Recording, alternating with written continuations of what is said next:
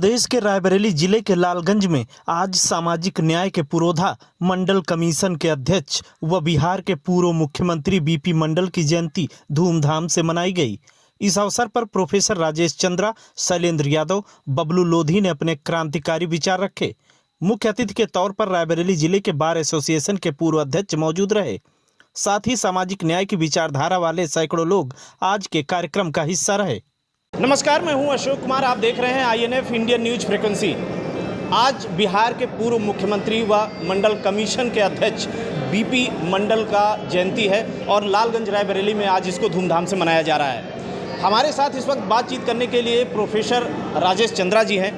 Professor साहब, 1952 लेकर लगभग 3 दशक हो गए, अभी तक ये लड़ाई जारी है। ये लड़ाई कब तक? ये लड़ाई तब तक जारी रहेगी जब तक, अब तो संख्या बढ़ गई, 52 रिपोर्ट में अंकित है, हमारी लगभग 60। और हम समाजवादियों ने पहले भी कहा था, संसोपा ने बांधी गांठ, पिछड़े पावे 100 में 60। जब तक 60% पिछड़ों को का आरक्षण नहीं मिल जाता तब तक ये लड़ाई जारी रहेगी।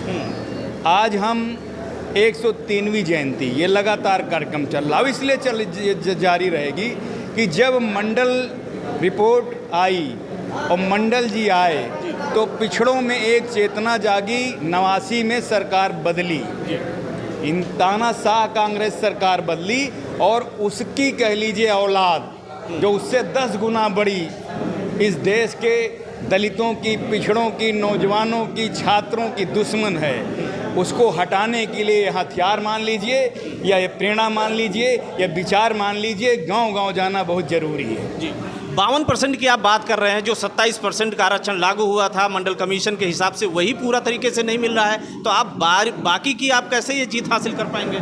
वही बात है ना, यही चीज़ तो उम्मीद थी कि सरकारें जो आएंगी, कांग्रेस ने हमारे साथ धोखा किया, इससे उम्मीद थी कि ये सरकार काम करेगी, लेकिन ये तो उसकी, अब क्या कहें, बाप तो कांग्रेस है, कहते नहीं बाप नंबरी बेटा 10 नंबरी, इसलिए इसके खिलाफ हम खड़े हैं। और जब तक 60% हक देने वाले समाजवादी पार्टी की सरकार नहीं लाएंगे तब तक हम लोग ये आंदोलन चलाते रहेंगे। बात सिर्फ समाजवादी पार्टी की नहीं है सर, तमाम सारे जो पिछड़े और दलित लोग हैं उनका रिप्रेजेंटेशन संसद में है, लोकसभा में है, राज्यसभा में है, लेकिन फिर भी ये कमी कैसे रह गई सर?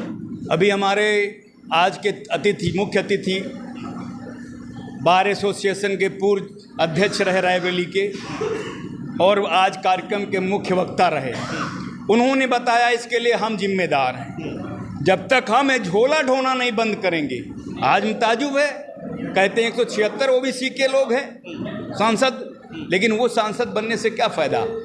तो बड़े बड़े हमारे विद्वानों ने, डॉक्टर साहब, अम्बेडकर साहब और लोहिया जी ने भी कहा कि ये दुश्मन है। उनका एक छोटा सा मामला होता है, गैर सामाजिक होता है, उनकी जेब का मसला होता है, वो सब एकजुट होकर टुक टुक लड़ते हैं, और हम भारी संख्या में चाहे यहाँ हो चाहे वहाँ, हम सोते रहते नहीं लड़ते हैं। लेकिन अब एक 90 का दशक और ये 2020 का दशक निर्णायक होगा।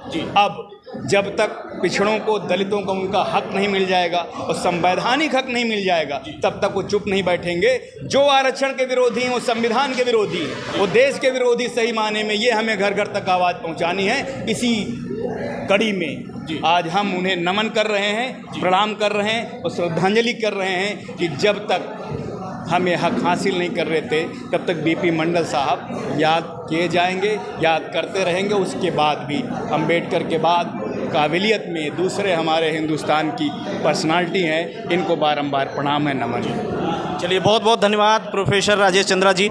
हमारे साथ नेता बबलू लोधी जी हैं। बबलू जी, ये बताइए कि जब सरकार एक तरफ निजीकरण के तरफ कदम बढ़ा चुकी है, बहुत ज़्यादा निजीकरण कर रही है, फिर आरक्षण का राग अलापने से क्या फ़ायदा होगा? क्योंकि निजीकरण में तो फिर आरक्षण का तो कोई मतलब ही नहीं रह जाता। देखो, ऐसा है, अगर हम अपनी आवाज़ ही नहीं उठाएंगे, लोगों को जागृत ही नहीं करेंगे, तो कहीं भी हक और अधिकार मिलने वाला नहीं है। इसलिए जयंतियों के माध्यम से, और जिनकी जयंती मना रहे हैं उन्हीं की बदौलत शायद हम नया कुर्ता पहने खड़े हैं। तो उनकी जयंती मनाएंगे, अपने लोगों को जागृत करेंगे और नए तरीके से लोगों में चेतना जागृत करेंगे कि ऐसे अत्याचारी सरकार के खिलाफ लड़ें। जी, यही करेंगे आप। सलीम जी, आप ये बताइए कि कैसे लड़ाई को आगे आप बढ़ाएंगे? 3 दशक तो हो गए लड़ाई लड़ते लड़ते, जब मंडल कमीशन की रिपोर्ट लागू हुई उसके बाद।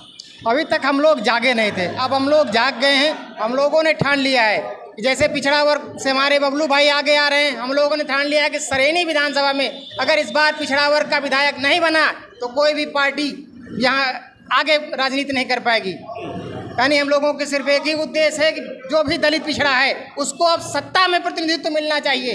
ये मनुवादी लोग, सामंतवादी लोग हमारा वोट ले लेते हैं और हमारे लोगों को ही रौंदते हैं। तो हम लोगों ने बिल्कुल ठान लिया है कि अब सिर्फ दलित और पिछड़े को ही हम लोग वोट करेंगे और उसे ही अपना विधायक बनाएंगे, उसे अपना प्रतिनिधि बनाकर लखनऊ भेजेंगे। वहीं से शुरुआत होगी। जी हाँ, आगे लड़ाई अब शुरुआत हो चुकी है। इस बार 2022 में सिर्फ दलित या पिछड़ा, दूसरा कोई नारा नहीं चलेगा। अगर ये हमारा मंत्र है और यही हम लोगों से सबसे कह रहे हैं कि बस एक उद्देश्य होना चाहिए कि हमारा विधायक दलित या पिछड़ा हो।